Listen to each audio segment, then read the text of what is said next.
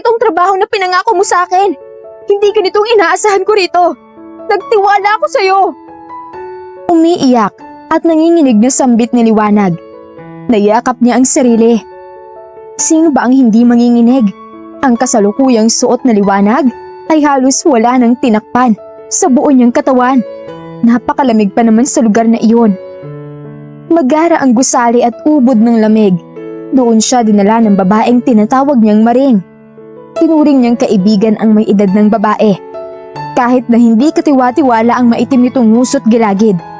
Nakilala niya ito noon sa isla kung saan siya payapang naninirahan mag-isa. Nagpakilala si Maring na isang bakasyonista at parating inuubos ang paninda niyang gulay. Nakagaanan niya ito ng loob at dahil nga nag-iisa na lang siya sa buhay, ay agaran siyang napapayag nito na sumama sa Maynila. Naging mabuti naman siya rito at gayon din ito sa kanya, kaya hindi niya maunawaan kung bakit sila humantong sa ganoon. Umaarte ka pa? Hindi mo ba alam na napakaraming babaeng nanais ang pumwesto na meron ka ngayon, bruha? Walang pusong tugon sa kanya ni Maring. Kung kasing ganda mo lang sana at kasing bata mo ko, edi ako na sanang nasa posisyon mo. Halina, tama ng dada. Tumayo ka na dyan. Hindi kumilos si Liwanag, kaya mariin siyang hiniwakan ito sa kanyang braso. Pinilit siyang itayo. Hindi na niya nakuhang pumalag, umanlaban. Iniisip na lamang niya sa mga oras na iyon na baka may pag-asa pa. Baka makatakas pa siya. Probinsyana siya pero hindi siya tanga. Ang suot niya at ng mga kababaihan doon ay nagsusumigaw ng trabahong pagpuputa. Bugaw pala si Maring. Ikaw ang napili ni Master Raven Larkson ng R. Lark Casino, kaya wala kang magagawa. Bigatin yon. Kung hindi ka pamilyar, ang R. Lark Casino ay sikat ng pasugalan dito sa Maynila. Nag-ooperate yan ng legal at illegal na sugal. Kaya umayos ka mamaya kapag nakaharap mo na siya. Ani ni Maring. Hinila siya sa harap ng whole body mirror. Inayos ang tela na kakarampot niyang suot. Gayon din ang buhok niya at kolorete sa mukha. Wala akong natatandaan na ginawang masama sa'yo para gawin mo to sa akin. Nginig ang ibabang labi na di mapigil na sambit ni Liwanag. Bukod sa sinapit na kalagayan, naiiyak siya at nasasayangan sa naging pagkakaibigan nila ni Maring. Nakakalokong ngumisi lang ang inaakala niyang isang mabuting kaibigan. Nilaro-laro ang suot niyang kwintas habang mataman siyang pinagmasdan sa harap ng salamin. Tama ka, wala kang atraso sa akin. Nagpapasalamat pa nga ako sa'yo at napadali ang pagiging mabait mong tao at trabaho ko. Sa pagtataka mo ngayon, pwede kong sabihin na kasalanan ng magandang mukha mo na yan at ang kwintas na to ang lahat. Walang maunawaan si Liwanag sa sinasabi ni Maring. Kinalma na lamang niya ang sarili. Ano at anuman, kailangan niyang makaalis sa lugar na iyon. Upang mangyari iyon, ay kailangan niyang magpakatatag at itigil na ang pag-iyak. Hindi na ito ang probinsyang kinalakihan niya. Kailangan niya maging matapang dito para makasurvive. Sige na, maging mabait ka na lang. Inumin mo to. Pag-iling ang unang naging reaksyon ng dalaga. Kaya naman marahas na pinisil ni Maring ang magkabila niyang pisngi. Dinuldol sa bibig niya ang 2 pildoras na hindi alam ni Liwanag kung para saan. Pahablot niyang kinuha mula sa kamay ni Maring ang tubig na iaabot pa lamang nito sa kanya. Hindi kasi maganda ang lasa ng gamot, kaya kailangan niya ng tubig. Wala ring saysay na ibuga niya ang pildoras. Pagsayad nun sa dila niya, ay dama niyang mabilis iyong nalusaw. Eksaktong nalunok niya ang 2 pil na magkaibang kulay. May dumating na 4 na lalaki. Malaki ang mga katawan at tila armado nang di nakikitang mga baril. Hindi nga naman maaaring ipakita sa publiko ang mga baril nila kung sakali. Ngunit hindi nalalayo ang mga ito sa napapanood niya mga goons sa pelikula. Malakas na suminghap si Maring sa bayoko. Pasensya na Master Raven. Natagalan po kami sa paglabas dahil kailangan po magpabango ni Liwanag. Hindi sumagot ang tinawag na Master Raven. Tinapunan ng tingin si Liwanag. Mataas ang lalaki at may nakakatakot na aura. Para kay Liwanag, ay napakadilim nito kung tumingin. Katipo naman ito ng gwapong villain na napapanood din sa TV at movies. May katangahan ka talaga, Maring. Maaskad na sambit ni Master Raven sa babae. Babango din yan sa pil na 1 linggo mo nang hinahalos sa iniinom niya, di ba? O baka naman hindi mo nagawang mapainom sa kanya, ha? Napainom ko siya, Master. Mabilis na tugon ni Maring nang hindi nag-aangat ng tingin. Siyempre po ay napainom ko siya. 7 araw ang nainom niya ngayon. Kumunot ang mga kilay ni Liwanag. Hindi kaya't ang binibigay na tubig at juice sa kanya ni Maring ay may nakahalong pildoras nang hindi niya nalalaman? Kaya pala masipag ang babae na bigyan siya ng inumin. Malinaw rin sa narinig niyang palitan ng salita ng mga ito na inupahan si Maring nang tinatawag nitong Master Raven Larkson upang buyuin siyang sumama sa Maynila. Good. Ani Raven sa malamig na tono. Pagkasambit noon ay nilapitan ito sa Liwanag. Otomatikong napaatras ang huli. Napapikit siya sa tensyon na dulot ng titig sa kanya ni Raven Larkson. Higit na umatras si Liwanag nang paraanin ng lalaki ang mga daliri nito sa kaliwang pisngi niya, pababa sa kanyang leeg, collarbone at kwintas. Hinimas nito ang pendant ng suot niyang kwintas. Bitawan mo ako! Nakuhang sabihin iyon ni Liwanag sa kabila ng panginginig ng kanyang kalaman at sa nakakapasong mga titig ng lalaking kaharap. Dinig niya ang may tunog na pagngisi ni Raven. Kwintas mo lang naman ang hawak ko, he said sarcastically. Paano pa kung iyang katawan mo na? Pinagmasdan siya ng lalaki na animo hubod siya sa paningin nito. Tumaas baba ang dibdib ng dalaga. Kung kanina ay napapaso siya, ngayon ay hindi niya maintindihan ang sarili kung bakit bigla ay nagkaroon ng buhay sa imahinasyon niya ang knuckles ng lalaki na tumatama sa pagitan ng kanyang dibdib. Kaya pa ba? Magandang klaseng pil yan. Out of stock parati sa black market. Nakakalokong sambit ng lalaki. Tila alamang kung anong nangyayari kay Liwanag sa mga sandaling iyon. Sa pandinig ng dalaga ay tila mula sa hukay galing ang boses ng lalaking kaharap. Malalim, buo at malamig. Lakas loob na nagmulat ng mga mata si Liwanag. Anong pil? Maang-maangan niya. Nakakabahala ang malakas na kabog ng kanyang dibdib, pero ayaw tigilan ng lalaki ang kwintas niya. Malakas ang pakiramdam ni Liwanag na binibili lamang ng kaharapang oras na siyang pag-epekto ng gamot na pinainom sa kanya ni Maring. Ililigtas mo ba ako kaya ka narito? Ililigtas? Ulit ni Raven Larkson sa tanong ng dalaga. Nakataas ang isang sulok ng labi. Binitawan ang kwintas ni Liwanag, ngunit pinangko ang magkabilang braso sa magkabilang side ng ulo ng dalaga. Matama na pinakatitigan ng babae na ikinulong nito sa sariling mga braso. Oo, dinala ako ni Maring dito sa lugar na to at pinasuot ang kapirasong tela na to sa akin. Kahit hindi itong trabahong pinangako niya. Sabi niya iaalis mo ako rito. Gusto mo raw ako. Eye to eye na wika ni Liwanag sa lalaki. Sinabi niya yun sa'yo? Sabi ng lalaki sa amused na tono. Sabay na nilingon ni Liwanag at Raven si Maring. Nananatiling nakayuko ito. Gayon din ang 4 na lalaki na mukhang goons. Sinabi rin niya na nagagandahan ka sa akin. Lumawak ang nakakalokong ngisi na nakapaskil sa labi ni Raven. Pinakatitigan ng magandang probinsyana. Maganda ka naman talaga. Nagbaba ng matatalim ng mga matang lalaki. Sobrang ganda rin ang katawan mo. Nito sa nangaakit na tono. Kung maganda ang katawan ko at kung gusto mo ko, bakit hinayaan mo mga goons mo na makita ko sa ganitong ayos? Huwag kang mag-alala. Ibang biglang tingin sa titig. Si Liwanag naman ang napangisi. Iningat niya ang isang palad patungo sa pisngi ni Master Raven. Bahala na. Ito lang ang paraan na naiisip niya para makatagal sa piling ng lalaki. Ililigtas siya nito mula kay Maring at mula sa kung sino pa man na magtatangka sa kanyang masama sa syudad. Dahil malakas ang kutob niyang naniniwala si Raven Larkson na nakalaan siya para rito. Sa kung anong rason, hindi niya pa iyon alam sa ngayon. Ang mahalaga, mapakisamahan niya ang lalaki hanggang sa magtiwala ito sa kanya para makatakas siya at makahingi ng tulong sa tunay na rescuer. Kung sabagay tama ka. Kunwari sang-ayon ni Liwanag. Tulad ng iba rin, ang normal na halik sa halik ng isang tao na nakainom ng gamot na pampataas ng libido. Tama ang hula ng dalaga.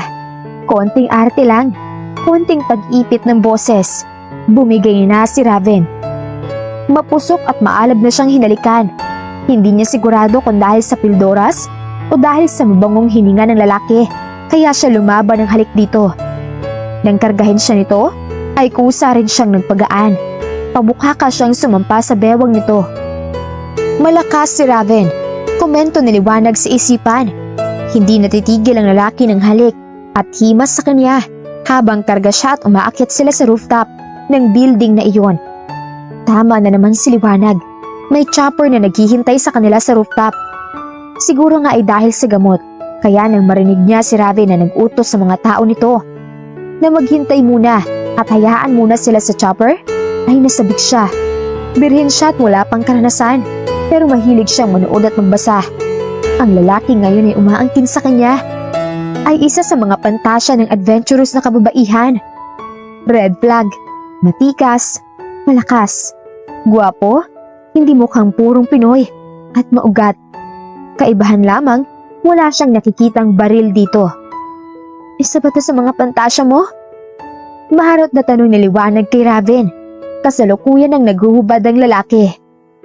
Bago siya tugunin, ay bigla nitong hinila ang kakarampot na telang suot niya. Tumambad sa mga mata nito ang katawan niyang ito pa lang ang nakakahawak at nakakakita. Hindi ko sure. Sarkastikong sagot ni Raven. Pero naisip kong bakit hindi. Nagba-vibrate ang chopper. Maingay. Kahit umungol tayo rito, ay ayos lang. Nang gabing iyon ay sinuko ni Liwanag ang lahat-lahat. Pagkabirhen, kainusentehan, at kahiyan. Ni sa hinagap ay hindi niya naisip na darating ang araw na magpapasalamat siya sa isang pildoras para lamang mauto ang halimaw na tulad ni Raven Larkson. Nag-chopper sila patungo roon, pero ang lumalabas na lokasyon sa mobile phone ni Liwanag ay Laguna. Buti na lang, nang magising siya ay naroon pa sa bag niya ang kanyang cellphone. Nagulat pa nga siya nang matagpuan ang bag sa bedside table. Hindi niya naman dala yun kagabi. Mukhang naunang ibigay ni Maring kay Raven yun. Nakatulog na siya kagabi pagkatapos sa mga ginawa sa kanya ng lalaki. Sa pagkakaalala niya, lupaypay na siya hanggang sa makarating sila sa pinagdalhan ni Raven sa kanya. Binuhat pa nga siya nito, papunta sa kung saan siya nilipat. Magarang kwarto. Walang bakas na may katabi siyang natulog doon kagabi. Pero ang mga bakas ng pagiging marahas ng lalaking tumangay sa kanya ay kitang-kita ni Liwanag sa kanyang buong katawan. Halimaw! Nginig ang labi na anas ng babae sa sarili. Tumayo siya at tumiretso sa harap ng salamin. Hinubad niya ang plus-size shirt na isinuot sa kanya ng halimaw kagabi. Saka may awa sa mga mata na minasdan niya ang mga pasa dulot ng gigil na kagat. Napakalaki rin ng mga pasa na dulot ng marahas na pagsipsip ng lalaki sa katawan niya. Parang bangungot na muling bumalik sa alaala ni Liwanag ang nangyari sa kanya kagabi at magmula nang dalhin siya sa Maynila ni Maring. I'm glad you're awake. Mukha rin namang okay ka. Hindi alam ni Liwanag kung ilang minuto na ba siyang nakatunganga sa harap ng salamin. Hindi niya kasi namalayan na pumasok sa kwarto si Raven. Inilahad nito sa harap niya ang kanyang kwintas na may transparent teardrop pendant. Walang salita na kinuha iyon ng babae mula sa palad ng halimaw. Tinulungan siya nito na maikabit ang kwintas. Sobrang mahal mong kwintas ito ah. Anang lalaki. Pinahubad mo pa talaga sa akin kagabi sa gitna ng pagdedeliryo mo. Takot ka mapigtas to dahil sa pagiging wild mo. Mariin na napapikit si Liwanag. Pagkasambit kasi ng lalaki noon ay walang warning na kinagat nitong leeg niya. Hindi siya nakakibo. Love language ko yan. Nakakaloko pang sabi ni Raven. At ito, inabutan siya ng lalaki ng nakatikulop na maid uniform. Eto pa, iPad na may nagpe-play na video ang sumunod na inabot sa kanya ng lalaki. I want you to watch that and of course, aralin mo na rin. Bulong sa kaniya nito. Titig na titig lang si Liwanag sa napapanood sa hawak niyang iPad. nakikita niya roon ang pinagpapala ng isang babaeng lalaki na nakabukaka. Mataman siyang nakatitig sa screen ng iPad pero ang utak niya ay lumilipad. Di yata't ni-rescue siya ng gwapong halimaw para ipakita sa kanyang pagiging halimaw nito. Gagawin siyang katulong. Gagawin siyang alipin sa kama. Bakit? Late na narealize si Liwanag na napalakas ang sambit niya sa tanong na yun. Late na rin niyang napuna na tinalikuran na pala siya ni Raven. Puminto lamang ito at nilingon siya dahil nga bigla siyang sumigaw. Anong bakit? Animo demonyong hindi na natanggalan? May nakakalokong ngisi ang lalaki. Bakit ako? Anong kasalanan ko sa'yo? Anong kasalanan ko sa inyo ni Maring? Dumilim ang mukha ng lalaki. Naggalawan din ang mga panga. Wala kang karapatan na questionin ako. Maligo ka na't magbihis. Marami ka pang lilinisin sa bahay na to. May damit ka dyan. Lahat ng kailangan mo ay nakaayos sa kwarto na to. Imbes sagutin siya, ay iyon ang sagot ni Raven. Tinuro ng lalaki ang malaking painting na nakasabit sa wall sa paanan ng kama. Hawiin mo lang ang painting na yan. May secret door dyan, papunta sa kwarto ko. Mamayang gabi, doon ka matutulog sa tabi ko. Pagsisilbihan mo ko hanggat gusto ko. Tumalikod na at iniwan na siya roon ni Raven. Tulala pa rin na nakatitig sa screen ang hawak ng iPad sa Liwanag. Nakakatawa lang isipin na Liwanag ang pangalan niya. Pero mukhang malabo na siya makakita ng liwanag upang maging daan niya paalis sa buhay ng halimaw na si Raven Larkson. Sa malaking bahay na iyon ay hindi nag-iisa si Liwanag. Mula sa bintana ng kwarto niya ay nakita niyang may 2 guard na nakaposte sa gate. Ang 4 na guna nakita na niya ay marami pala. Sa bilang niya ay inabot iyon ng 10. Bagay na hindi na niya pinagtakhan at nabanggit naman ni Maring na pasugala na nag-ooperate ng illegal at legal ang negosyo ni Raven. May isa ring tila may doon. Matandang babae na masungit at hindi siya kinakausap ni minsan. Sa loob ng halos 1 linggong pananatili roon ni Liwanag, hindi siya kinausap at iniiwasan siya ng matanda sa tuwing nakikita siya. Gayunpaman, nadarama niyang kahit na sungit ito ay mabait naman. Mabait naman niyang si Laria. Sadyang ganyan lang talaga siya. Pagkukwento sa kanya ni Mang Gustin, on-call hardinero ang matandang lalaki sa bahay na iyon. Mukha nga po. Tipid na sagot ni Liwanag. Nagpatuloy siya sa pag-uwalis ng mga tinabas ng hardinero. Maigi nga ikaw. Nakikipag-usap. Yung mga naunang katulong dito, hindi rin talaga kumikibo. Akala ko nga bawal kasi sikat na negosyante yung amo nyo. Nagulat si Liwanag sa biglaang tsaa na nilapag ni Mang Gustin. Sikat po ba talaga siya? Mukha siyang artista pero hindi ko po talaga alam na sikat siya. Magandang lalaki nga yun si Master. Oo, sikat yun. 29 anyos pa lang pero hitik na ang kwarta. Paano ang bulong-bulungan? May illegal na pasugalan. Talaga po? Kunway komento ng babae. Kaya siguro busy siya. Minsan madaling araw na siya umuwi. Di ko na namamalayan. Makapangyarihan ang amo nyo. Kaya nga matinding seguridad dito. Ang sabi-sabi pa, marami nagbabanta sa buhay niya. May partikular na lugar sa Maynila daw na kinamkam yan. Natalo sugal ang may-ari ng lote. Naipangako na pala ang lote na yun sa mga nakatira doon sa squatter. Doon daw nagsimula ang banta sa buhay niya. Ginoyo raw kasi niya yung may-ari ng lote na yun. Ano ang ginawa niya sa lote kung kinamkam niya pala? Napatitig si Mang Gustin sa kanya, saka mahinang sumagot. Usap-usapan din ang tanong mo na yan, Liwanag. Gaya ng di naman niya ginalawang lote. Pinasunog lang niya at tiniwangwang. Wala sa loob na nasapo ni Liwanag ang sariling dibdib.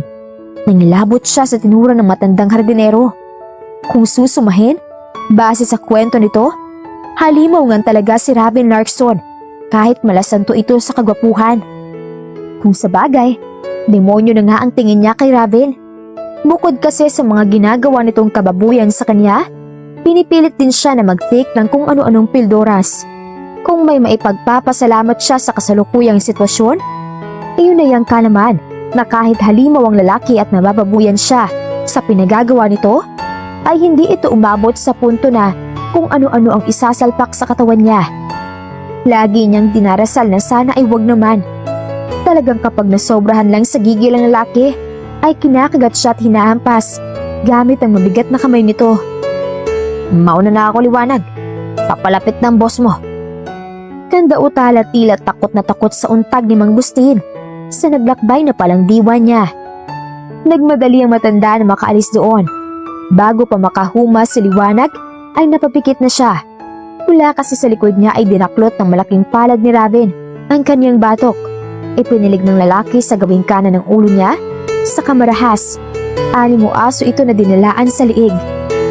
Walang pag-asa na makatakas sa lugar na iyon. Ang cellphone niya at bag ay agad na binawi ni Raven.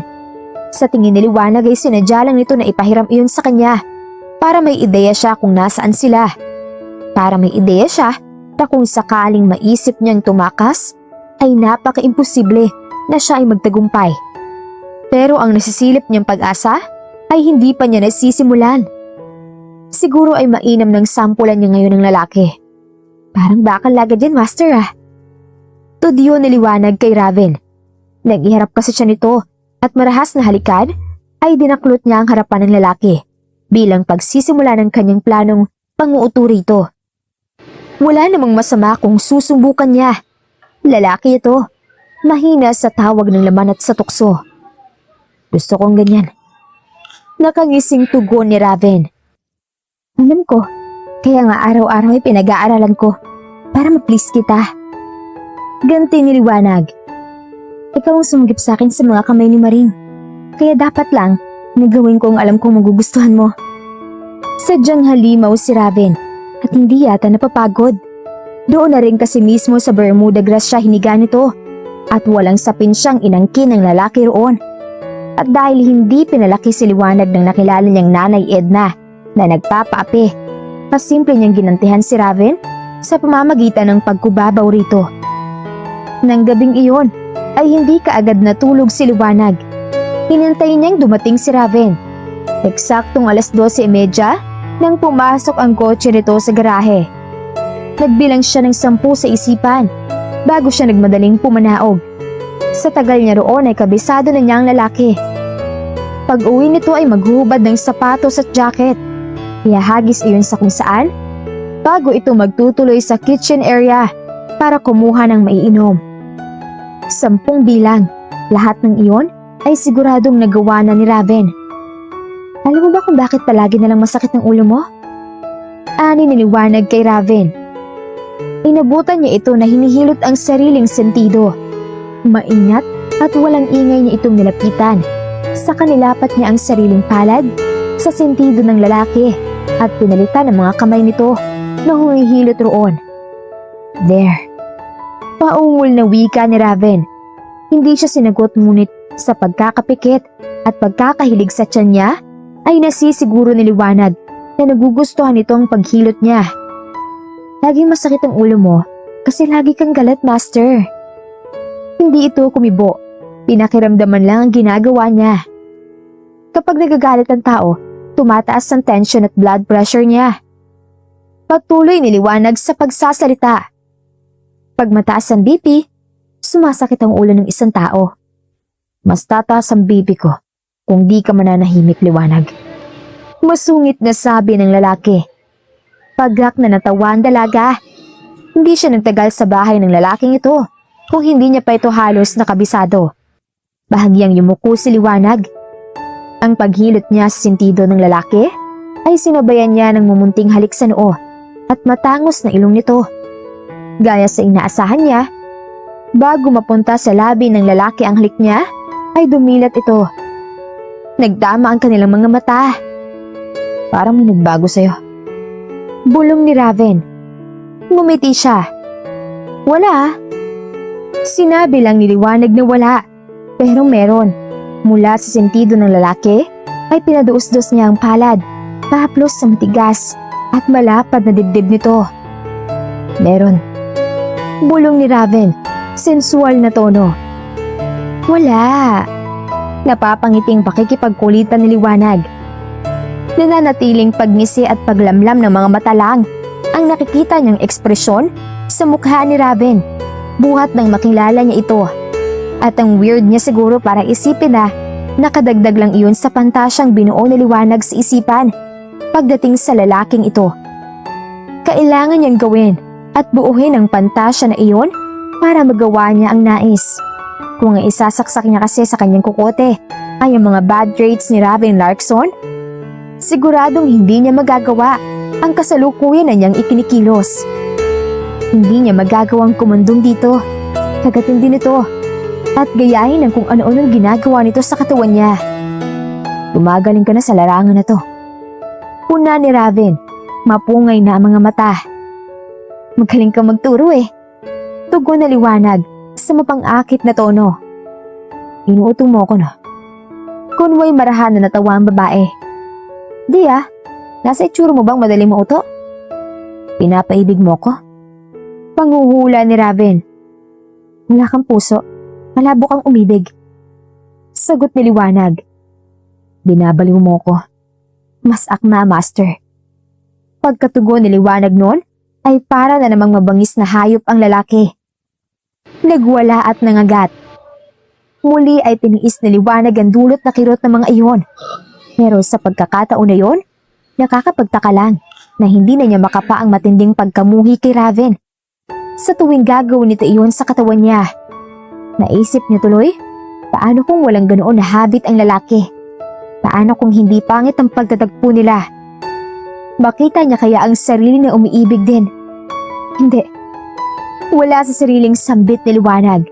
Siya rin ang pumutol sa nakakawindang na nilalakbay ng sariling isipan. Anong hindi? Di mo na ba kaya? Sarkastikong tanong ni Raven. Medyo. Nagawa pang itugon iyon ni Liwanag bago siya tuluyang manginig. Ang gwapong mukha ni Raven ang huli niyang namataan bago tuluyang mag-blackout ang lahat kay Liwanag, dulot ng kanyang pagsabog. Nakatulog siya ng gabing iyon na ang nasa isip ay panibagong kakatwa na napagtanto. Payapa na para sa kanya ang paghilig sa matigas na dibdib ni Raven. Para sa kanya ay hindi na nakakairita na marinig ang tunog ng pintig ng puso ng lalaki.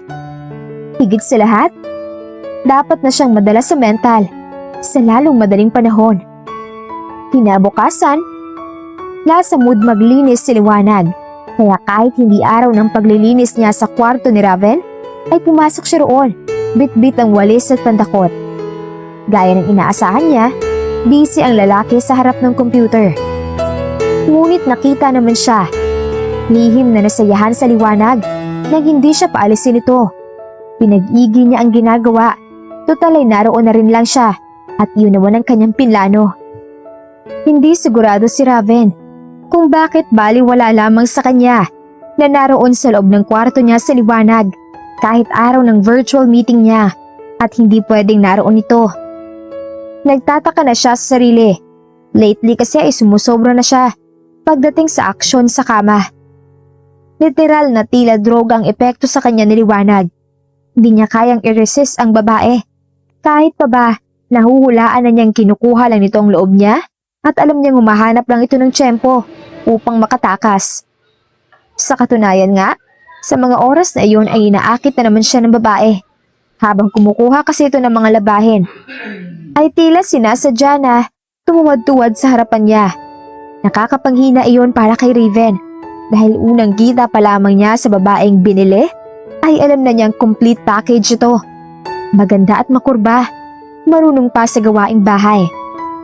Ang alam ko hindi naman ganyang kaiksi yung uniform mo. Hindi na nakatiis na pukaw ni Raven kay Liwanag. Ito? Oo, sinulsi ko para sa'yo. Simpleng sagot ni Liwanag. Otomatikong pagkunot ng noo ng lalaki nang kunin ni Liwanag ang walis at pandakot. Saka lumapit ito sa kanya. Pabilis na naging pagkilos ito. Yumukod palahod sa harapan niya nang walang sabi-sabi. Master, kalmahan mo lang. Magwawalis lang ako. Pahagik-gik na sabi ni Liwanag. Naggirian ang mga ngipin ni Raven sa labis na inis. Siya ang dapat na tumutorture sa dalaga. Ngunit malinaw na hindi iyon ang nagaganap ngayon. Never mo pa akong pinagluto, di ba? Kaya sa mainis siya ay tanong na lamang niya sa mapang-akit na dalaga. Hindi pa. Di ba si Manang Larry ang cook mo dito? Pero marunong ka namang magluto. Siyempre naman. Mayabang na tugon na liwanag. Good. Ipagluto mo ako ng kahit ano. Ngayon din. Kaysa para kang timang dyan. Kukunin mo na lang maruming damit. Inabot ka pa rito sa kwarto ko ng 15 minutes. Magwawalis ka na nga lang. May patuwad-tuwad ka pang nalalaman. Nagsungit na nga si Raven at saka hinarap na ulit ang PC niya. Pero si Liwanag, hindi pala tapos. Pabiro lang naman siyang inupuan ng babae, saka tumatawang umalis ng kwarto niya. Jesus, saan galing ang kung anong pagkibot ng dibdib niya? Hindi na siya teenager for pet's sake. Sa labis ng kaguluhan ng isip ay pinatay ni Raven ang lahat ng kanyang mga naka-encounter sa online game na sinimulan niyang laruin nang makaalis si Liwanag sa kwarto niya. Ultimo kakampi niya sa larong iyon ay binaril niya at sinaksak. Kailangan niya ng distraction upang hindi niya gaanong ma-entertain sa isipan ang kasalukuyan na pinaglalaroan noon. Ang bango. Napangiti si Liwanag. Sa lahat ng gawin ni Raven ay backhug ang pinakagusto niya. Backhug na may simsim sa likod ng kanyang tenga. Kapag sa gawin na iyon siya ginugulat ng lalaki, ay natatamisan siya rito. Sabi nga niya, di ba? Dapat na siyang madala sa mental. Hindi normal na magustuhan niya ang ginagawa sa kanya ng lalaking naging napakamalupit at bumili sa kanya upang gawin iyon nang hindi niya alam ang malinaw na rason. Maupo ka na. Utos niya nang harapin ang lalaki. Tinutok niya rito ang hawak niyang siyansi. Baka kung saan na naman napunta yung kamay mo. Hindi ba't ayaw mong kumain kapag hinahawak mo yan sa kung saan? Tumaas ang sulok ng labi at isang kilay ni Raven. Ayaw mo lang na matumba at manghina. Magaling ka lang kapag ikaw ang nagsisimula. Naikot ni Liwanag ang mga mata. Tama. Gusto ko kasing matikman mo tong luto ko na request mo. Di ba sabi mo kahit ano? Kaya heto, tinakpan ko talaga to para mabigla ka.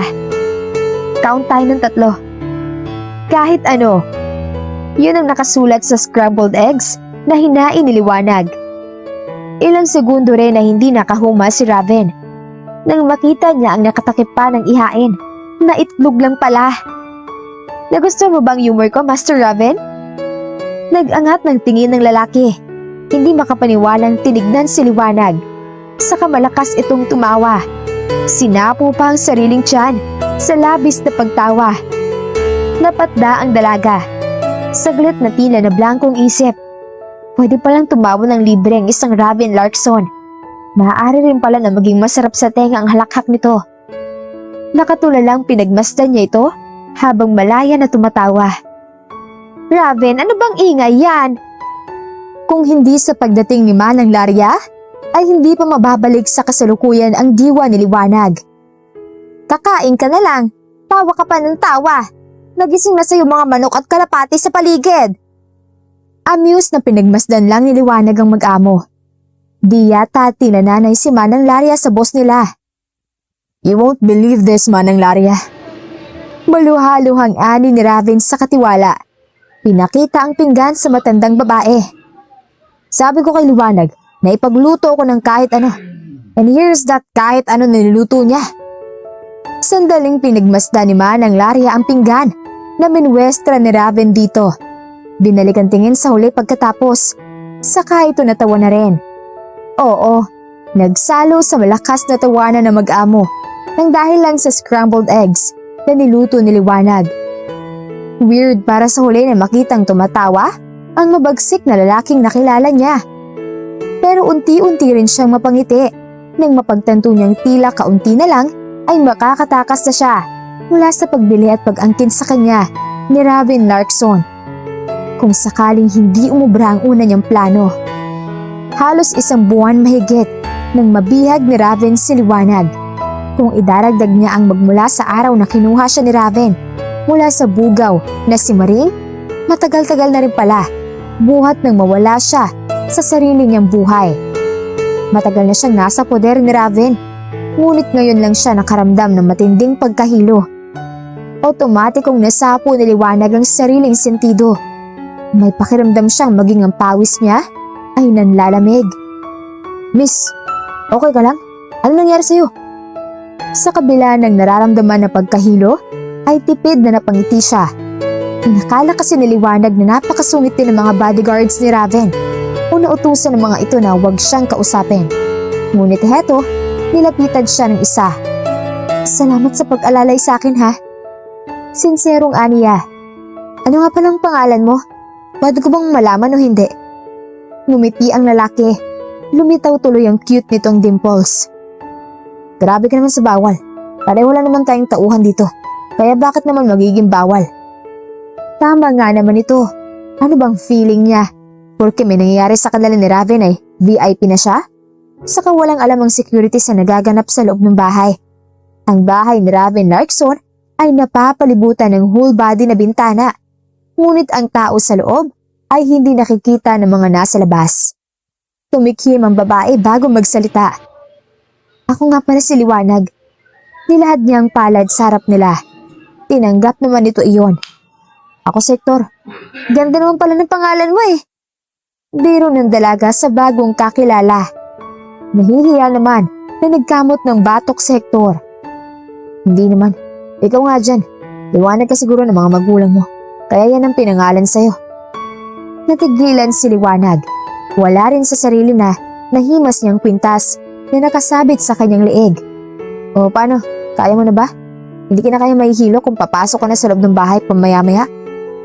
Nang hindi siya kumibo ay ani na lamang ni Hector sa kanya. Winawalis kasi ni Liwanag ang mga tuyong dahon sa hardin. Nang mapuna siya nito na nahihilo, iniupo siya ng lalaki sa isa sa mga nakausling bato roon. Ang totoo niyan, para akong nilalagnat. Ha? Dapat nagpaalam ka kay Aling Naria. Sinabi mo sana na hindi mo kaya magtrabaho ngayon at masama ang pakiramdam mo. Sa mga tauhan na naroon, sa tingin ni Liwanag ay si Aling Naria lang ang nakakaalam na bihag siya ni Raven. Ang siste, ang matandang babae na nga lang ang nakakaalam. Hindi naman friendly ang matandang babae. Sa tagal niya roon, hindi niya nga ito nakakausap. Hindi naman ako kinakausap noon. Kaya nga natanong kita kanina kung hindi ka ba bawal na makipagkilala sa akin o makipag-usap. Nagulat ang lalaki sa nalaman. Sabagay, suplada nga siya. Nasungitan niya ako nang utusan ako ni Tito Ray na kumuha ng tubig. Hindi daw ako dapat mapasok na lang basta at hindi niya ako kilala. Kumunot ang noo ng babae sa labis na pagtataka. Anong ibig mong sabihin na di ka kilala? Akala ko sabi ng hardinero, maliit pa lamang ang boss natin, alaga na niya. Si Tito Ray kasing original na kasapi ng security ni Sir Raven. At hindi naman ako. Nandito na ako ngayon bilang proxy niya. Nagpapacheck up kasing asawa ni Tito Henry. Kailangan niya samahan. Tila tukso na may lumutang na ilaw sa tabi ng sentido na Liwanag dahil sa kanyang narinig. Kung gayon kasi na hindi naman pala regular si Hector doon, dapat niyang samantalahin na naroon ito. Hindi naman siya tatakas sa pagbabantay nito at hindi kakayanin ng konsensya niya kung may mangyaring hindi maganda sa lalaki, kung maiiwan niya ito roon. Pero maaari niyang utusan ito. Lakas loob na kinuha ni Liwanag ang palad ng lalaki. Hector, makinig ka. May ipapakiusap sana ako sa'yo. Nabigla man sa biglaan na paghawak niya, hinayaan naman siya ni Hector at tumango. Kung kaya ko naman gawin, bakit hindi? Anang lalaki, nakakaunawa ang tono. Kailangan kong malaman kung buntis ako. Makikiusap sana ako na ibili mo ako ng pregnancy strip sa drugstore. Pagbubuntis ang unang naisip ni Liwanag na paraan upang makaalis siya mula sa pagkakabihag sa kanya ni Raven. Sadyang hindi niya ininom ang contraceptive pills na pinapatik sa kanya ng lalaki. Ikalawang opsyon niya lang ang pang-aakit sa lalaki. Positive, hindi makapaniwalang bulong ni Liwanag. Kumura pa ang babae. Sinisiguro kung talagang nagkulay ang 2 linya sa hawak niyang pregnancy strip. Kinuha pa niyang isa, inulit ang proseso. Ganun pa rin ang resulta. Shit! Tumayo siya. Bigla'y para siyang pinagpawisan ng malamig. Naroon na sapo ang noo, kinagat ang daliri at napangiti. Ngiti na napahalis lang nang maalala niyang magkakaroon siya ng anak sa isang halimaw na lalaki. Anong nakain niya at ginaya niya pa si Raven? Anong pumasok sa utak niya para maisip na iwan ang sariling anak sa pangangalaga sa tatay nito kapag nagawa niya ang plano na takasan ito sa araw ng kanyang panganganak? Bakit late na niyang naisip na maraming pera ang lalaki at kaya nitong tumawag at magbayad ng doktor para sa bahay siya manganak? Who's there? Naputol ang mga iniisip na liwanag. Nagulat siya nang kalabugin ni Raven ang pinto ng banyo kung saan siya naroon. Bakit? Sira ba ang banyo sa kwarto mo? Lumabas ka dyan, liwanag. Huwag ka na marami pang satsat. Pasigaw na tura ng lalaki. Nagsusungit na naman ba ito? Lasing ka! Sinasabi ko na. Namimilog ang mga mata na bulalas na liwanag. Kinuha lang niya na baka lasing si Raven. At kahit naman magaspang ang ugali nito, buhat nang makilala niya, hindi ito ganoon na basta na lamang naninigaw. E ano naman sa'yo? Umangat sa ere ang hintuturo ng babae. Tignan mo, namumula ka! Ang baho mo pa! Dumukwang siya para amuyin ng mataas na lalaki. Ngunit sa ginawa niya, ay nakakuha ng pagkakataon si Raven para lamusukin siya ng halik. Hawak nito sa papiga na paraan ng maliit niyang bewang. Mariin din siyang idiniin ng lalaki sa pader para bahagya siyang madaganan nito habang sila ay kapwa nakatayo. Ang init ng bibig. Hindi na natuloy ang sasabihin na liwanag. Muli na naman siyang hinalikan ng lalaki. Marahas, basa, mapusok, masibasib. Sa tingin niya ay hindi titigilan ni Raven ang labi niya hanggat hindi iyon namamaga o nasusugatan. Ano ba nangyayari sa'yo, ha? Kastigo ni liwanag kay Raven. Pilit niyang itinulak ang lalaki. Inawat niya ito sa pagpaparusang ginagawa sa kanyang labi. I don't know, and for the fuck of life, how I wish I knew the reason. Paanas na tugon ni Raven sa kanya. Sarkastiko ang tono. Magsasalita pa lang sana ulit si liwanag nang bigla ay sinuntok ng lalaki ang pader na nasa likuran niya. Raven! Ano ba? Mindang naawat niya. Inawat ni liwanag si Raven. Hinuwakan niyang magkabila nitong pulsuhan dahil siguradong nasaktan ito sa ginawang pagsuntok sa konkretong semento. Dahil sa pag-awat niya, nahulog ang hawak niyang pregnancy strip. Tulad sa isang pelikula, sabay na sinundan ng mga mata nila ang nahulog na bagay. Buntis ka? Parang nawala ang kalasingan ni Raven nang mapagtanto nitong tunay ang nakita na dalawang linya sa dinampot na pregnancy strip. Buntis ka. And I'm the father of your child, right? Marahas na lumunok si liwanag. Hindi na siya makakatanggi, di ba? Oo. Sino pa ba sa inaakala mo? Walang babala na muling sinuntok ni Raven ang pader. Pagkatapos ay humarap ito sa tall counter divider ng kitchen and dining area. Ang mga nakadisplay roon ang sumunod na hinawi. Sa pagkakataon na iyon, ay dumating ang security ni Raven at ang matandang babae, nakatiwala nito. Inasikaso ang nakakatakot na lalaki. Oo, sa mga sandaling yun ay binalot na ng takot si liwanag. Sa naging reaksyon kasi ni Raven, malinaw na hindi nito gusto ang ginawa niyang panloloko rito. Kumusta po? Nakatulog na ba si Raven? Hindi man gustong kausapin ni liwanag ang suplada na si Aling Naria, ay napilitan na siya. Nariyan ka lang pala sa tapat ng kwarto. Hindi ka pa pumasok. Ng matandang babae. Tulog na siya. Napunasan ko na rin ng maligamgam. Inaasahan ko pa naman na ikaw ang gagawa nun. Pero ginawa ko na't hindi ka naman pumasok. Ngayon lang naglasing ang lalaking yan. Hindi ko alam kung bakit. Wala siyang maunawaan sa sinasabi ng matandang babae. Tumango na lamang siya. Pwede ko naman po siguro siyang silipin? Gawin mo. Nobyo mo naman si Raven, hindi ba?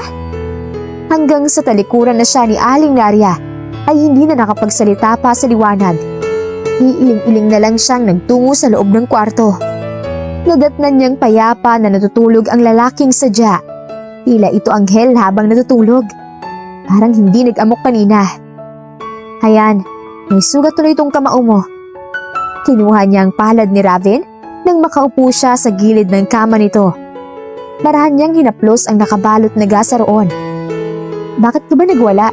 Nagalit ka ba nang malaman mong niloko kita? O dahil sa kaalaman na magkakaanak ka sa akin? Ayaw mo ba ng anak? Kausap niya sa nakapikit na lalaki. Naisip ko lang kanina, baka malay mo, magbagong ugali mo kasi magkakaanak ka na. sa mga nabasa kong pocketbooks.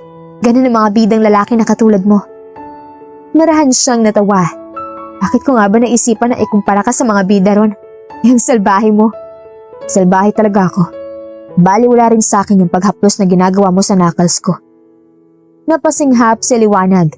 Otomatiko rin na nabitawan niya ang hawak na palad ni Raven. All this time, kising palang lalaki. Pasensya na kung naistorbo ko ang pamamahinga mo. Sabi niya kay Raven nang siya'y makatayo mula sa pagkakaupo sa gilid ng kama nito. Aalis na ako. Sinilip lang naman talaga kita. Maagap na tumalikod ang babae. Ngunit nahinto siya sa akmang pagbukas ng seradura ng pinto. Nagsalita kasi si Raven. Naglasing ako nang makita ko sa review ng CCTV na nakikipagmabutihan ka kay Hector. Naglasing ako dahil naguguluhan ako. Hindi ko dapat na maramdaman yun. Oo, nagalit ako nung malaman kong buntis ka at niloko mo ko. I've already puzzled about you and Hector's closeness. Then all of a sudden, may nadagdag na baby. Tama ka. Nagagalit ako na hinayaan mong sarili mong maging ina ng anak ng salbahing lalaki. Hindi ka ba natakot man lang na baka matulad siya sa akin? Humugot ng malalim na hininga si Liwanag bago niya hinarap si Raven. Aaminin kong sa panloloko na ginawa ko sa'yo, hindi nakatago akong plano. Pero wag mo naman sanang sabihin niya sa sarili mo. Hindi naman sumagi sa isip ko na makukuha ng anak natin ng ugali mo. Kasi ako nga, solo lang na pinalaki ng sangganong tomboy sa isla. Pero never ako nakipagbasag ulo. Hindi ako katulad ng mga lalaki sa nababasa mong romance pocketbooks, Liwanag. Hindi ako magbabago ng dahil lang sa kalaman na magkakaanak na ako. Imbes na tugunin siya, ay sabi ni Raven. Kaya gusto kong umalis ka na. Magpa-abort ka or whatever. Huwag ka na magpapakita sa akin. Kung gusto mong palakihin ng bata, saka mo na lang ako hagilapin at kontakin. Ang kapal naman ng mukha mo kung inaakala mo na hahabulin ko ang pera mo para lang mapalaki ang anak ko. Tuyom ang mga kamao na ani ni Liwanag. Magpapa-abort ako. Matatag niya pang sabi. Salamat ha, hindi mo na ako pinahirapan. Nangyari ang gusto ko. Sinasabi ko na nga ba? Pagbubuntis ko lang ang tanging paraan para makalaya ko mula sa pambibihag mo. Halos 20 minuto na yatang nakaalis si Liwanag sa kwarto ni Raven. Ngunit hayon siya, parang siraulo na nakatitig pa rin sa inalisan na pinto ng babae. Walang makakapagsabi kung aware ba siya sa kasalukuyang ginagawa, kundi ang sarili niya lamang. 2 years and 6 months later? Okay na, nagawa ko ng pinag-uutos mo. Naibigay na ang lote na kinamkam mo at naibalik ko na sa mga dating nakatira doon. Tinapunan muna ng tingin ni Raven ng kapatid niyang si Grant bago niya ipinagpatuloy ang ginagawang pag-push up.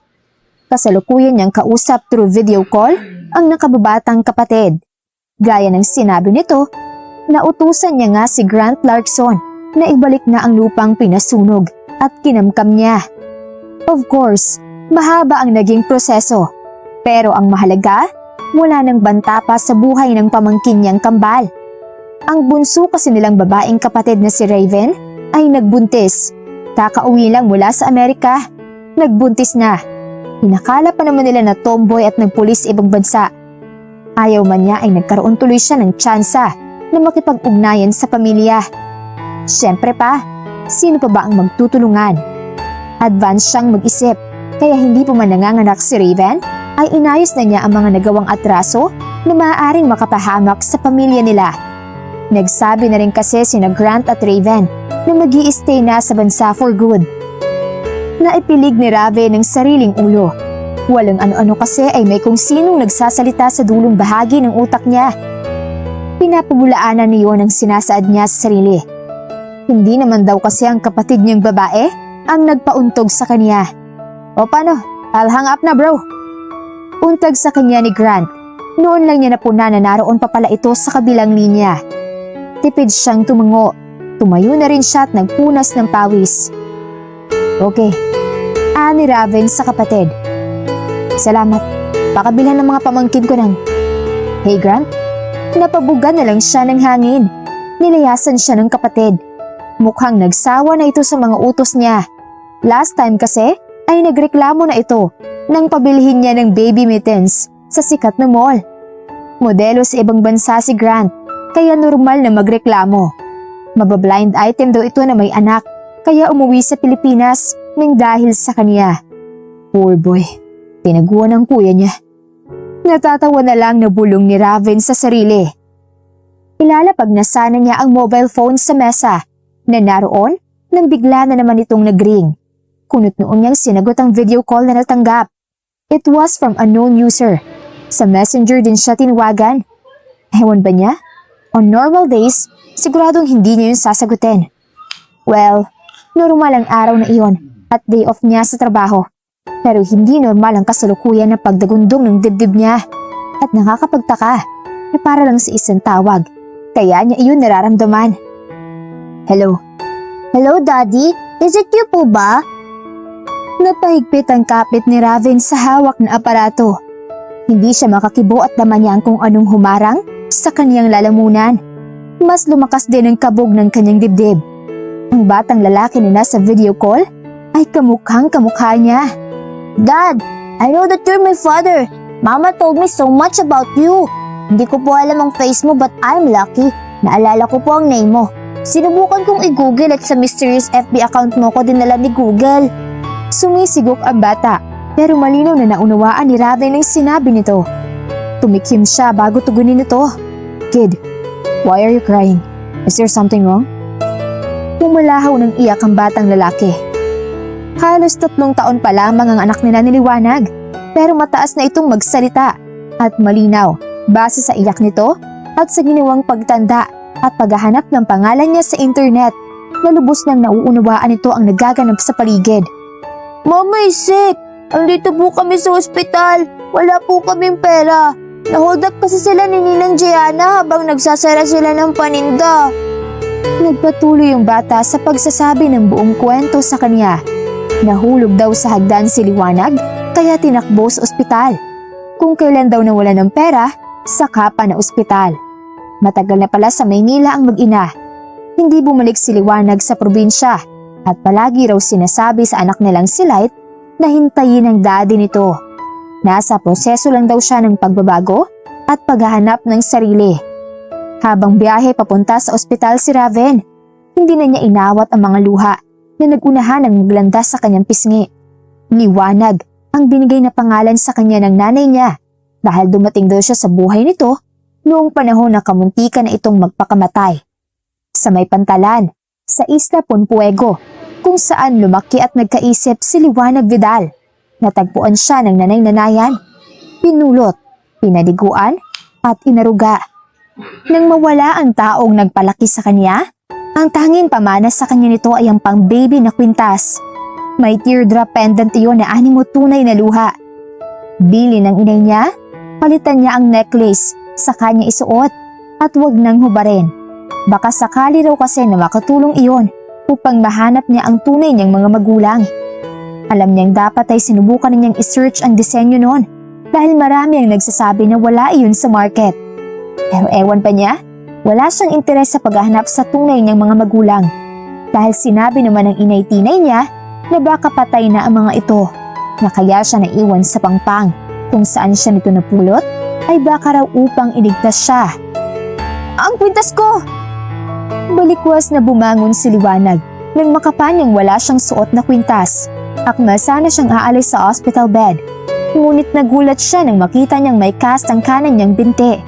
Anong? Naguguluhan niyang wika. Hilakbot na nakatingin sa sariling binti. Sa kanya lang naalala na nahulog nga pala siya sa hagdan dahil sa iisang holen na nakakalat sa baitang. Kaka-floor wax lang niya sa hagdan kaya nadulas siya at tumalbog na sa 8 baitang nilang hagdanan. Buti gising ka na. Nagwo-worry na sa'yo si Light. Kilala ni Liwanag ang boses na yon kaya otomatikong lumipad ang nanlilisik na mga mata niya sa lalaki. Si Raven Larkson, nakapamulsa. Sa pagkakataon na iyon, ay iba na ang gupit ng buhok nito. Nadagdagan ng halos 3 taon ng edad, pero parang hindi. Lumaki lang lalo ang katawan nito at malakas siyang tumikim. Noon pa ay sinasaway na niya ang sarili sa tuwing napapatunganga siya sa gandang lalaking taglay ng tatay ng kanyang anak. Pero hanggang ngayon ay pasaway pa rin siya. Ayaw man kasi niya ay hindi naman niya kontrolado ang sariling puso. Lumundag iyon nang makita ang gwapong mukha ni Raven. Anong ginagawa mo rito? Singhal ni Liwanag. Kailangan niyang sungitan ang lalaki upang hindi magtagal sa isip nito ang saglit niyang pagkakatulala sa figura nito. Paano mo nalaman na nandito ako? Asan si Gianna? Ang anak ko, hindi kumibo si Raven. Lumapit ito sa kanya at naupo sa gilid ng hospital bed.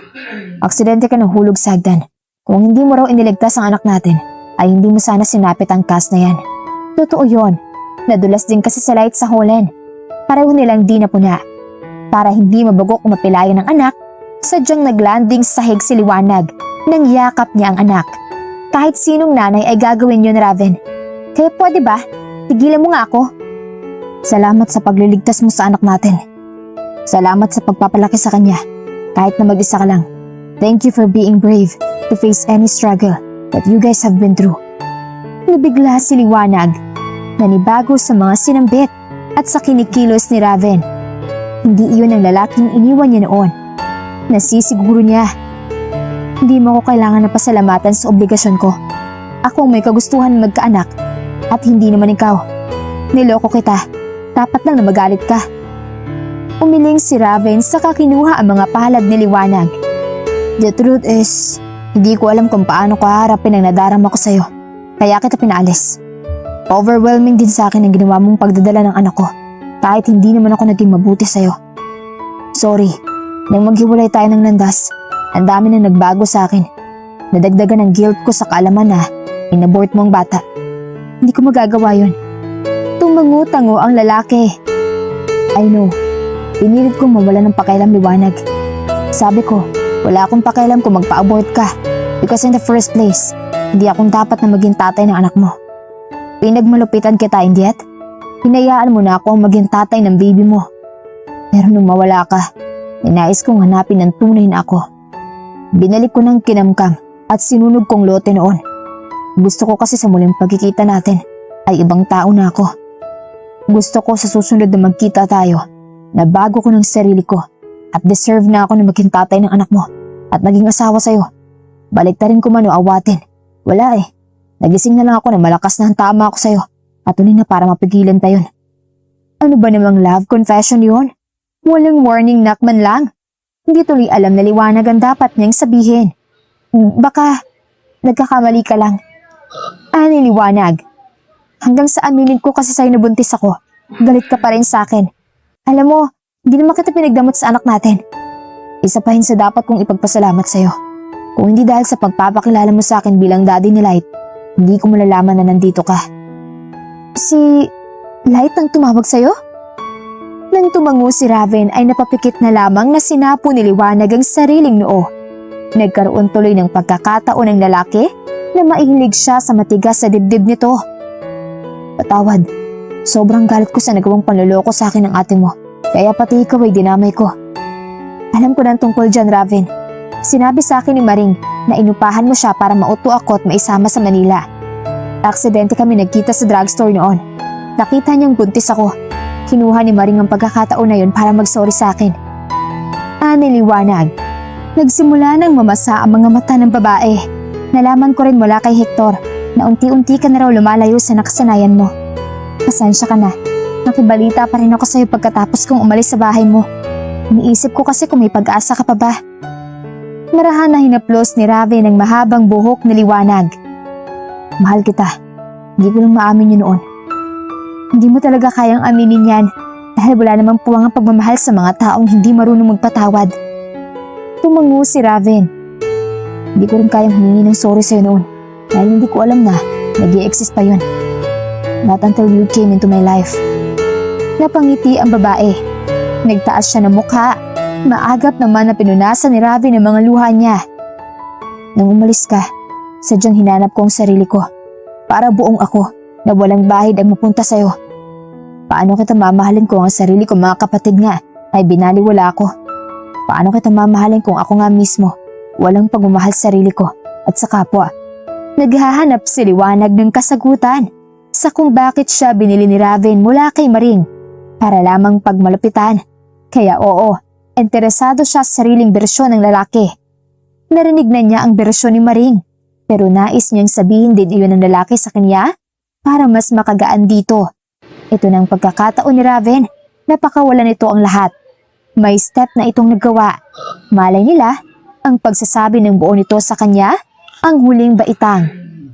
Sinabi sa akin ng asawa kong si Lori na ikaw raw ang nawawala niyang kapatid. Ang pendant raw na ito, ang palatandaan niya. Sa isang video ng turista sa isla niyo, doon kanya nakita na suot to. Kumalat ang litrato mo sa social media. Tumindi pa ang hinala ni Lori na ikaw ang kapatid niya dahil sa birthmark mo na nasa gilid ng liig mo. Hinaplos ni Raven ang suot niyang kwintas. Gayon din ang maliit niyang birthmark. Gawa raw ang pendant na to ng mga magulang niyong alahero, kaya wala tong katulad. Pinakita pa ni Lori sa akin ng kapares. Dalawa to, tag-isa kayo. Katulad mo ba yung mas matanda sa akin ng ilang taon ng ate ko? Tumango ang lalaki. Matanda siya ng 4 na taon sa'yo, kaya may isip na siya ng mga panahon na yun. Nakwento niya sa akin na napilitan ng mga magulang niyo na iwan ka sa isla kung saan ka lumaki, kaya sa mapahamak ka. Ikaw lang ang kasama ng mga magulang niyo nung masunog ang barko na sinasakyan nila. Naiwan ang ate mo sa bahay. Nilalagdato kasi siya ng mga panahon na yun. Nang masunog ang barkong lulan yung mag-anak, pilit kang sinakay ng mga magulang mo sa salbabida. Sinugal nila ang naisip, kaysa ang wala nga naman silang gawin para mailigtas ka. Nabuhay ka, pero mga magulang nyo, hindi na. Mahabang saad sa kanya ng lalaki. Nagsimula na naman mamasa ang mga mata ni Liwanag. Isanandal niya ulit ang ulo sa dibdib ni Raven. Hindi ko alam ang tungkol sa kumalat kong litrato. Hindi ako bihasa sa social media. Ni Liwanag. Simple ang pamumuhay sa probinsya. Kaya nang makilala ko si Maring, nasabi ka kong sumama sa kanya sa Maynila. Pasensya na. Di tama na ikaw ang ginamit ko para matupad ang pagnanais kong gantihan ng ate mo. Galit na galit ako kay Lori. Naging mabuti akong asawa sa kanya. Di niya ako dapat ginawa ng kalokohan. Hindi ako naging mabait. Hindi ako babansagan na halimaw ng ilan kung naging mabuti akong tao. Pero lahat ng pagbabago ko, nagsimula nung lokohin ako ni Lori. Galit na galit ako. Siya pang may gana na tumakas. Siya na nga itong nakagawa ng kasalanan. Binigyan ni Liwanag ng magaan na halik sa labi si Raven para kumalma ito. Natuto ka naman na, at yun ang mahalaga. Hindi ko hahayaan ang anak ko na ma-involve sa ikaw na nakilala ko. Natutuwa ako na nahanap mo ng tunay na sarili mo. Nakakaunawang niyakap ni Liwanag ang lalaki. Alam niyang ang tinutukoy nito ay ang pagpapakamatay ng dating asawa. Alam na niya ang buong kwento. Ang sinunog nitong lote ay ang lugar kung saan naninirahan ng kalaguyo ni Lori. Doon na naging tagpuan ng dalawa. Ginawa man ni Raven ang ipasunog iyon, wala naman ni isang nasaktan. Ngunit hindi tama na kamkamin ng lupa at idamay ang mga nananahimik na nakatira doon. Hindi na sila nakapagtagpo pa ng ate niya dahil nalihis ng atensyon nito sa kalaguyo. Lahat ay nalaman niya kay Maring. Matagal na pala itong katiwala ni Raven. Lahat ay alam na niya, ngunit kapuna-puna na ang tanging inilalabas lamang ni Raven ay ang hinanakit nito sa nagawa ng asawa. Siguro nga nagmamahalan talaga sila ng lalaking yun. Patuloy sa pagsasalita ni Raven. Pareho silang nagpakamatay para lang makatakas. O siguro, sobrang demonyo ng tingin nila sa akin para katakutan nilang ganti ko. Anang lalaki. Nagbanta kasi ako nun. Napapatayin ko silang dalawa. At nang hindi mangyari, siya nga ang napagbuntunan ng puot ni Raven Larkson. Nang dumating ka sa buhay ko, nilito mo ko, Liwanag. Gumising na lang ako isang araw na nakokonsensya ako sa ginagawa ko sa'yo. Kahit alam kong inuutong mo lang ako para makatakas ka. Hindi kita magawang ikadena at ikulong. Nakonsensya ako at kung may ano kang binuhay na pakiramdam sa akin, kaya pinaalis kita. Nilapat ni Liwanag ang dalawa niyang daliri sa labi ni Raven upang matigil ito sa pagsasalita. Pinaalis mo ako kasi inaasis mo pa ang nararamdaman mo. Ginawa mo yun kasi handa ka ng mahalin ng sarili mo. Nakapagpatawad ka na kahit hindi mo pa yun ina-acknowledge. Kung hindi ka marunong magpatawad, hindi mo talaga maaamin sa sarili mong nagmamahal ka. Sabi ni Liwanag kay Raven. Pinili raw niya na huwag magpatawad kasi wala na ang mga taong dapat niyang patawarin. Sa ginawa raw niya at sa maling naging desisyon, hindi na niya napansin na wala na siyang pinagkaiba sa mga taong gumawa sa kanya ng hindi mabuti para siya ay magkaganoon. Hindi alam ni Raven kung ano ang nagawa niyang mabuti sa buong 32 years ng buhay niya. Kaya pagkatapos ni Light ay biniyayaan pa sila ng kambal. Isang lalaki at babae ang binigay sa kanila ng Diyos. Hindi tuloy niya maiwasan maisip kung deserve ba ng tulad niya ang ganoon ka-almost perfect na buhay pagkatapos ng mga hindi magandang nagawa sa nakalipas. Siguro, ang tanging magagawa na lamang ng mga taong nagkamali na tulad niya ay ang bumawi sa mga nagawang kamalian. Kahit walang nakakaalam o nakakakita, basta maipadama sa Diyos na sinsero ka sa pagbabagong buhay. Salamat, iho. Marami ka sigurong pera. Untag kay Raven na matandang nagtitinda ng sigarilyo sa kalsada. Marami po talaga. Kung bibigyan ko ba kayo ng malaking pera, na ipapangako niyo sa akin na titigil kayo sa pagtitinda. Malakas na ang ulan, pero nariyan pa kayo. Binilhan niya ng candy ang matandang babae. Hindi na niya kinuha ang sukli. At sinabi niya rito na tulong na niya iyon? Well, sorry na lang ang itaas. Naalala kasi niyang dati ay mayroon siyang hindi panansin ng matandang babae na namamalimos. Heto ang kapalit noon. Daddy! Napangiti si Raven. Sinalubong siya ng buntis niyang asawa at ng gwapo niyang heredero na si Light. Nainip siguro ang mga ito. Sa tuwing maaga natatapos ang trabaho niya, ay sinasamahan niya si Liwanag na manundo sa school ni Light Larkson. Ang bango naman ng mommy. Biro ni Raven sa misis niya. Binigyan niya ng magaan na halik sa pisngi ang kanyang mag-ina. Humagik-gik si Light. Iho, anak mo at asawa. Sabay na nilingon nila ang nakalimutan ng matandang babae ni Raven. Oo, Nay. Tipid niyang tugon. Kunot na kunot ang kilay ng matandang babae at nanliit ang mga mata nito na pinagmasdan si Light. Kagwapong bata. Nasisiguro kong lalaki siyang may mabuting puso. Dangan at may nararamdaman akong kakaiba. Dahil ina, napahigpit ang hawak ni Liwanag sa maliit na palad ng kanyang anak. Hindi man niya gusto, ay nailayo niya si Light sa mapanuring tingin ng matandang babae. Natatawa naman na nag-angat ng tingin at dumiretso ng tayo ang matanda. Huwag kang mag-alala, Neng. Hindi ako masamang tao. Kung hindi niyo na itatanong, noong kapanahunan ko sa probinsya, ay isa akong manggagamot. May mga pagkakataon na tulad ngayon. Kapag may nakikita ako at kakaiba na nadarama, ay hindi ko naman kayang pigilan. Naisa nang sabihin ni Liwanag na sarilihin na lang ng matanda ang gusto nitong sabihin. Ngunit maagap itong nagsalitang muli. Ang anak ninyo ay magsisilbing ilaw sa isang tao na may napakadilim na puso. Anang matanda, minasdan sina Liwanag at Raven. Tulad mo, iha, hindi ba't ikaw ang siyang naging daan upang lumiwanag ang buhay nitong Ginoo na to? Makahulugan na nagkatinginan lang ang mag-asawa. Natigil ang pagsasalita ng matandang babae nang bigla itong manuhan ni Light. Lola, ingat po kayo palagi, sabi pa ng bata. Ikaw ang higit na dapat mag-ingat, bata. Masyadong puro ang liwanag na taglay mo at nakakatakot na dahil dyan ay. Uwi na po kami, Nay. Salamat na lang po sa paalala. Hindi na nakatiis na awat na Liwanag sa matandang babae. Ngumiti naman ang matanda. Sige, ang maipapayo ko lang ay turuan mo rin sa anak mo ang kabilang panig ng mundo. Naglipa na ang hindi mabuti rito. Hindi masama na ilatag mo yun sa kanya habang maaga pa. Habang sinasaadyo ng matandang babae, ay tinakpan na ni Liwanag ang magkabilang tenga ng anak. Masyado pang bata si Light upang maunawaan ang ganoong bagay o salita. Nang makarating sila sa bahay, ay sinabi sa kanya ni Raven kung paano nito nakilala ang matandang babae na tila may supernatural power kung magsalita. Huwag mo nang isipin yun. Salita lang yun ng isang nag-uulyanin na matanda, okay? Pagpapakalma ni Raven sa asawa.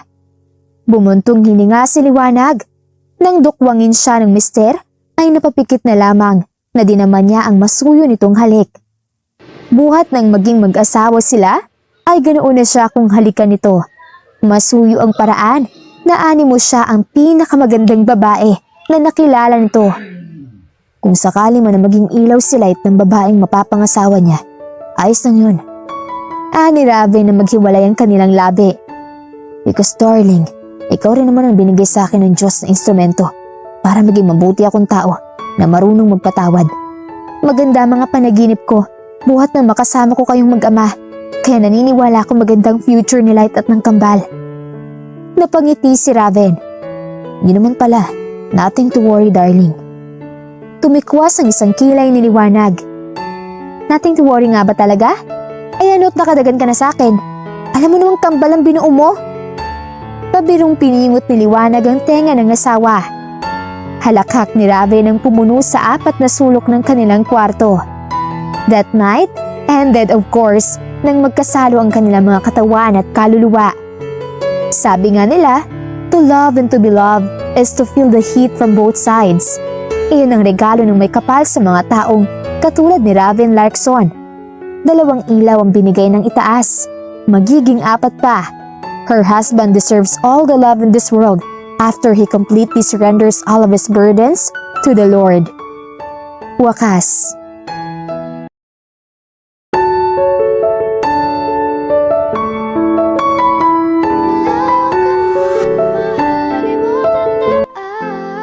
Hindi magbabago pag-ibig ko'y sa'yo lamang.